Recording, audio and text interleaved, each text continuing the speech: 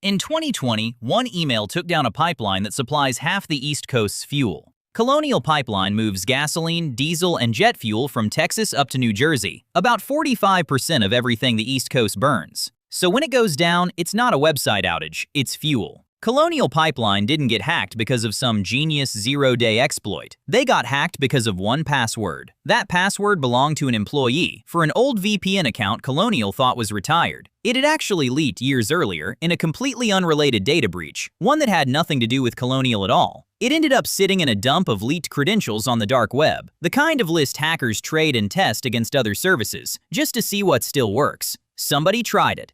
It still worked. But nobody at Colonial had ever turned on multi-factor authentication for that particular account. Therefore, one login, one single password with no second step required was all it took to get inside. The group behind it was called DarkSide. They ran what's called ransomware as a service. They didn't even need to break in themselves. They built the tool, then rented it out to other criminal crews for a cut of whatever ransom came in. It's a franchise model for crime. Once inside, the affiliate group spent nearly a week quietly exploring Colonial's network before doing anything. They were looking for one thing, data worth stealing before they triggered the actual attack. They quietly pulled about 100 gigabytes of internal files off Colonial's servers. Then they hit the billing system, the software Colonial uses to track how much fuel customers ordered and how much to charge them. Here's the part most retellings skip. The ransomware never touched the actual pipeline controls, but it didn't have to. Therefore, Colonial's own engineers made the call to shut the pipeline down themselves, purely as a precaution, because if they couldn't bill customers accurately, they couldn't safely verify how much fuel was moving where.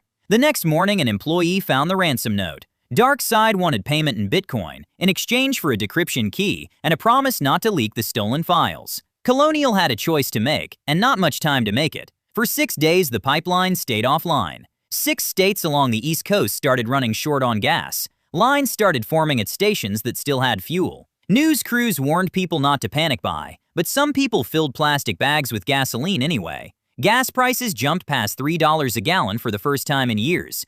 Over 1,000 stations ran completely dry. Less than a day after the ransom note, Colonial's CEO approved the payment, 75 Bitcoin. At the time, worth about $4.4 million. DarkSide did send a decryption tool, but it was so slow that Colonial ended up restoring most systems from their own backups anyway.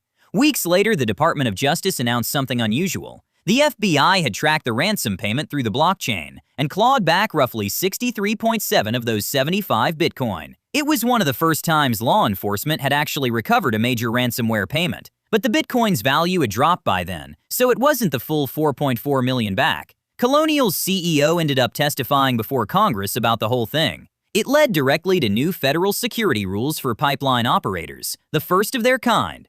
Multi-factor authentication, which had been optional, quietly became mandatory across the industry.